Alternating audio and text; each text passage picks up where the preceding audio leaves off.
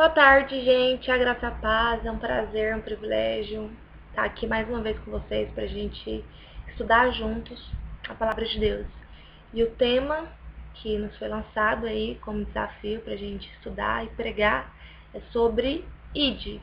E eu quero começar aqui já no livro de Mateus, capítulo 28, versículos 19 e 20, que diz assim: Portanto, ide e fazei discípulos de todas as nações, batizando-os em nome do Pai, e do Filho, e do Espírito Santo, ensinando-os a guardar todas as coisas que eu vos tenho mandado. E eis que eu estou convosco todos os dias, até a consumação dos séculos. Essa palavra, ela diz respeito sobre a grande comissão, de que Deus chamou, de que Deus escolheu nós, que somos seus filhos, para trabalhar, para servir em prol do seu reino. Ele não escolheu os animais, ele não escolheu os anjos para pregar o evangelho, ele escolheu a nós. Então é nosso dever, é nossa missão obedecer a esse chamado de Cristo. Amém? E eu vou falar de modo separado sobre o ide e sobre fazer discípulos. Quero trazer duas visões sobre ide. A primeira é acerca do chamado do ministério específico de missões. Muitas pessoas realmente foram chamadas para viver esse ministério, que é sair da sua casa, da sua cidade, do seu estado, do seu país para pregar o evangelho.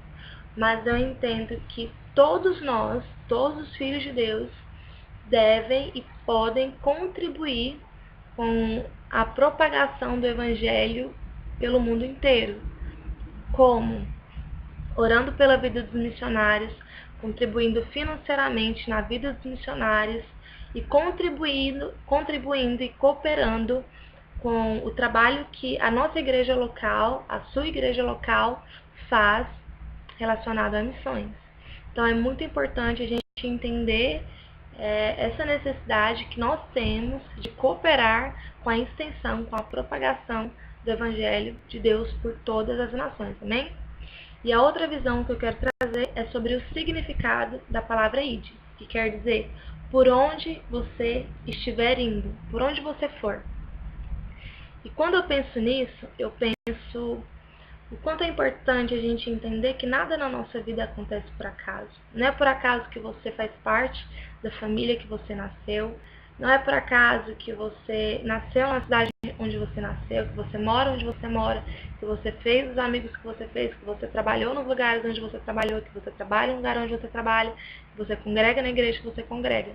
Eu creio que nada é mera coincidência. Eu acredito que tudo faz parte de um propósito.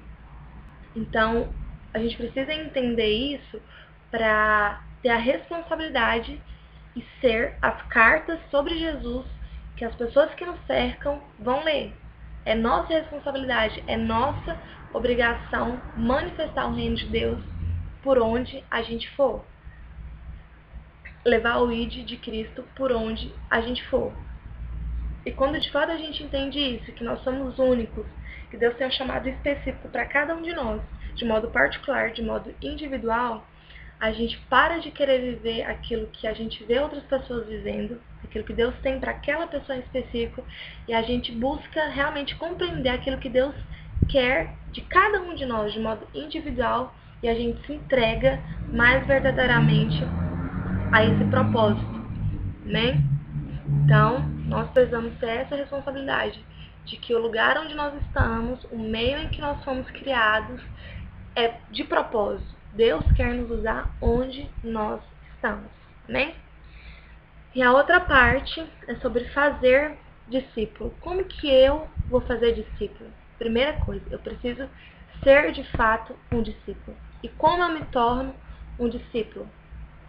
Aí, eu vou voltar lá no versículo 20 do livro de Mateus, capítulo 28, que diz assim: sendo batizado no nome do Pai, do Filho, do Espírito Santo e guardando todas as coisas que o Pai ensinou. Então, eu sou discípulo de Cristo quando eu acredito na cruz de Cristo, quando eu acredito que Jesus é o Filho de Deus, quando eu me arrependo dos meus pecados e há remissão para a minha vida, eu sou salva, eu sou batizada e eu guardo os mandamentos de Cristo e eu obedeço aos mandamentos de Cristo. Então, eu sou uma discípula quando eu de fato fui alcançado por Cristo, amém? E se de fato nós somos discípulos, o que a gente deve fazer? Exatamente aquilo que fizeram na nossa vida. A gente não chegou até Cristo por uma coisa de outro planeta. Não, alguém pregou o Evangelho, alguém cumpriu o ID nas nossas vidas. E por isso nós estamos aqui. Então nós vamos fazer discípulos quando a gente fazer aquilo que foi feito nas nossas vidas. Conduzir, através do Espírito Santo, pessoas ao arrependimento e à salvação. E não só isso, e muito importante, que diz lá no final desse versículo, a ensiná-las a guardar todas as coisas que Jesus ensinou. Então é uma responsabilidade muito grande a gente ganhar uma vida para Cristo. Porque não é simplesmente ganhar e pronto, deixar a ovelha lá desarraigada, como se não tivesse pastor, né? Do que adianta? Não, você precisa cuidar, você precisa ensinar a verdade, você precisa orar pela vida dessa pessoa. Então é uma responsabilidade muito grande. E eu quero fazer essa pergunta pra gente. Quem nós temos ensinado? Quem nós temos discipulado? Quem nós temos conduzido ao arrependimento e à salvação e ao batismo? É importante a gente fazer essa pergunta porque os nossos frutos é reflexo daquilo que nós somos e daquilo que nós temos vivido. Se a gente não tem nem pensado nisso, se a gente não tem nem se importado com isso, se a gente não tem nem buscado a isso, eu pergunto, será que nós realmente conhecemos a Cristo de verdade? Será que nós somos discípulos de Cristo de verdade? Será que nós já compreendemos de fato a cruz do Calvário? Então eu queria deixar essa pergunta para a gente refletir. E para finalizar, quero ler com vocês Mateus 16, a partir do versículo 21, que diz assim: Desde então, começou Jesus a mostrar aos seus discípulos que convinha ir a Jerusalém e padecer muitas coisas dos anciãos e dos principais, dos sacerdotes e dos escribas, a ser morto e ressuscitar ao terceiro dia. E Pedro, tomando de parte, começou a repreendê-lo, dizendo: Senhor, tem compaixão de ti, de modo nenhum te acontecerá isso. Ele, porém, voltando-se, disse a Pedro: Para trás de mim, Satanás, que me serve de escândalo, porque não compreendeis as coisas que são de Deus, mas só as que são dos homens. Então disse Jesus aos seus discípulos: Se alguém quiser vir após mim, renuncie a si mesmo, tome sobre si a sua cruz e siga-me. Porque aquele que quiser salvar a sua vida, perdê-la-á, e quem perder a sua vida, por amor de mim, achá-la-á. Pois que aproveitar o homem ganhar o mundo inteiro se perder a sua alma? Ou que dará o homem em recompensa da sua alma? Porque o Filho do Homem virá na glória de seu Pai com seus anjos, e então dará a cada um segundo as suas obras. Por que eu quis trazer essa palavra aqui para fechar?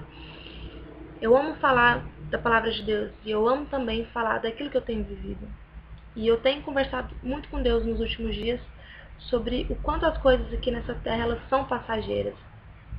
E que quanto mais eu entender isso, mais eu vou conseguir renunciar mais de mim para Cristo. Quanto mais eu amar verdadeiramente a cruz de Cristo, mais eu vou conseguir viver de modo eficaz o ID de Cristo. Mais eu vou me importar com as coisas do reino, menos prazer eu vou ter nas coisas desse mundo.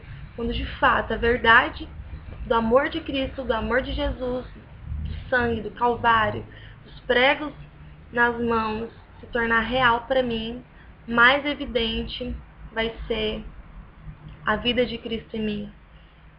E de fato, quando a gente entende isso, a gente vê o quanto é prazeroso renunciar às coisas para Deus, né? Se torna mais fácil servir a Cristo. Quando a gente ama essa verdade, quando a gente realmente entende que nós estamos aqui nessa terra, mas nós não somos essa terra, que nós vamos viver aqui simplesmente para ser trabalhadores de Cristo, né? Para servir a Cristo como uma gratidão, né? Não como uma obrigação, mas como uma gratidão de tudo aquilo que Ele fez por nós. É porque assim como Ele se entregou por nós, nós também vamos nos entregar por Ele por livre e espontânea vontade, né? E amor, muito amor. Então, eu queria compartilhar isso com você. Eu creio que todos nós temos coisas a renunciar. Essa palavra fala muito sobre renúncia, né? Todo mundo sabe o que realmente precisa abrir mão para viver de fato a vida que Cristo tem nos chamado a viver. E às vezes é difícil por conta do nosso pecado, por conta da fraqueza da nossa fé, mas eu quero te encorajar. Eu não sei como você está, não sei se você se considera um discípulo muito distante de tudo isso, não sei se você nem se considera um discípulo de verdade, mas eu quero te encorajar. Se você de fato quer se tornar um discípulo de Cristo, se você de fato quer ser salvo por Cristo e entender a cada dia mais sobre o amor de Cristo, sobre a cruz do Calvário, fala com Cristo sobre isso, fala com Deus sobre isso, abra seu coração a Ele. E se necessário, peça ajuda, ande com pessoas que vão fortalecer a sua fé, que vão te ajudar na sua caminhada cristã. E lembre-se, uma frase que eu quero deixar aqui pra gente refletir. Se você não consegue abrir mão, se você não consegue viver sem algo ou alguém, isso é um ídolo na sua vida.